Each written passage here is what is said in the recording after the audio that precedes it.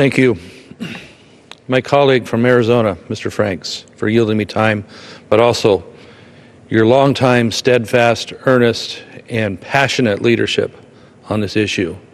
It's much needed, especially in light of what we've seen this past week.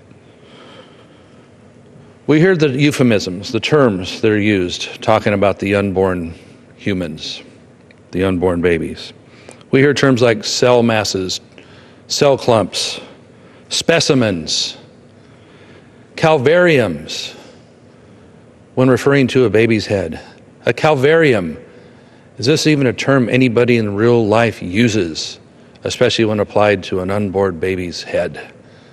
Is this a word you would apply to what ISIS does in beheading people around the world? We don't use euphemisms like that. Why would we apply this to the unborn? Yet these euphemisms disappear when there's a value assigned to the parts that can be harvested from the unborn.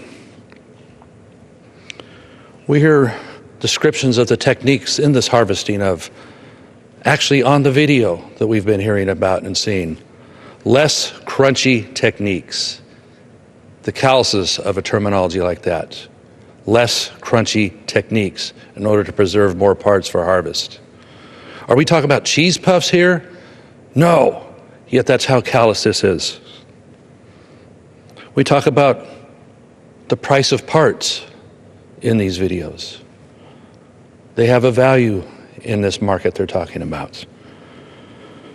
Are we talking about cuts at a butcher's convention in pricing these parts? This is what it's like. It's unconscionable, Mr. Speaker, how callous, how base these terms are when we're talking about the unborn.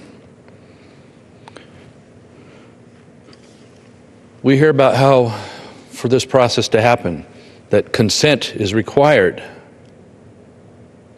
Well, who's being consented on this? The unborn donor? Do they have a say in this?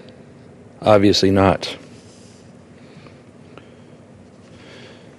Mr. Speaker, and for all Americans, this issue is now right out in front of everyone in bright, vivid, bold, blood red colors for all to see. What the attitude is, what the modus operandi for Planned Parenthood is and has been and will continue to be unless this body does something about it. We are right to call for investigations to get to the bottom if there is criminal activity here of what we've seen and is alleged with these videos. We're right to move forward with Ms. Black's bill should these come true. But even beyond that, for years, the millions of dollars have been given to this organization, Planned Parenthood, to do what they do. It's time to defund them. It also is time to move on my colleague from Arizona, Mr. Franks, his carefully crafted and obviously correct bill on the Pain-Capable Unborn Child Protection Act. Because what kind of a country are we? What kind of a society are we to continue to allow these things to happen and not take action? I call on the Senate to take that bill up and pass it and put it on the president's desk. And he can explain to the American public his position on this issue. As we review, again, the grisly tactics of Planned Parenthood and others that would do as they do, and the recent criminal prosecution of Kermit Gosnell, who isn't that much different than what we're talking about right here, that if we don't take action, then we should be ashamed, because for all of us, the Lord is watching what we do.